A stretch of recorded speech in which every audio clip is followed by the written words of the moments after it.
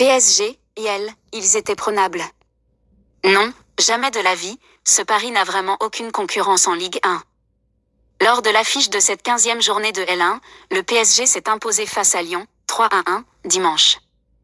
Au Parc des Princes, à chaque fois, on se fait l'avoir.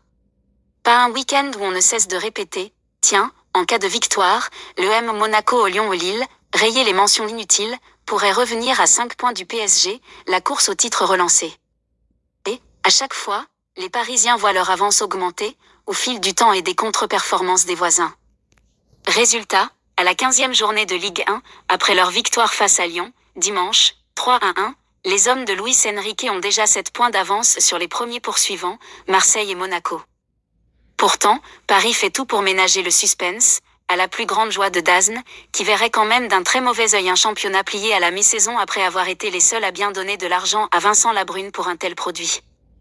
Allez, on vous fait plaisir avec un petit match nul par ici à Auxerre, 0-0, un autre par là contre Nantes, 1-1, avec d'énormes problèmes de finition malgré une domination monstre, des adversaires qui gagnent et qui recollent un peu.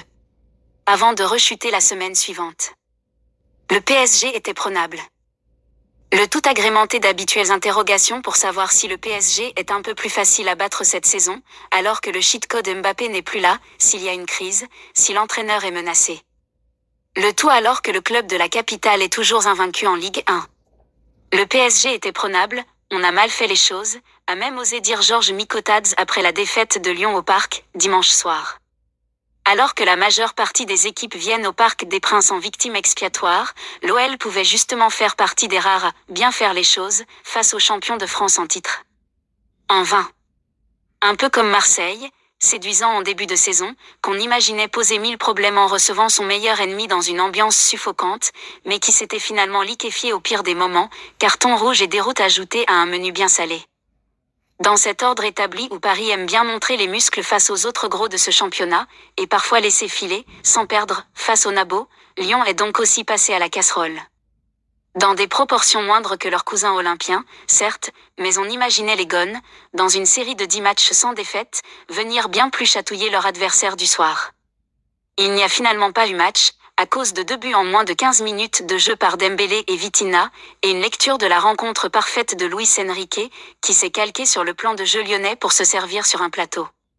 S'il y a des transitions, c'est parce que l'adversaire nous pressait. S'il nous presse haut et qu'il y a de l'espace, nous, on essaie d'en profiter. Normalement, la majeure partie des équipes n'osent pas presser contre nous et font un bloc bas. Alors là, c'est impossible de jouer en transition. Lyon a eu le courage de venir nous presser et du coup beaucoup de joueurs sont sortis de leur camp et on a pu profiter de ces espaces. Doué ne perd pas le nord. Notamment grâce à Désiré Doué. Oui, car même quand les joueurs, stars, sont un peu en dedans, à l'image de Bradley Barcola, c'est la relève qui pousse l'équipe vers le haut. Après sa bonne entrée face à Salzbourg en milieu de semaine, l'ancien Rennais a été décisif sur le premier but avec un débordement le long de la ligne de touche pour mettre Ashley Maitland-Niles dans sa poche et aurait pu être récompensé d'un superbe but si Achraf Hakimi, le vrai leader de cette équipe, n'avait pas été signalé en position de hors-jeu. Ce qui va nous faire grandir, c'est la capacité que les joueurs auront d'améliorer leur performance, indique le coach espagnol.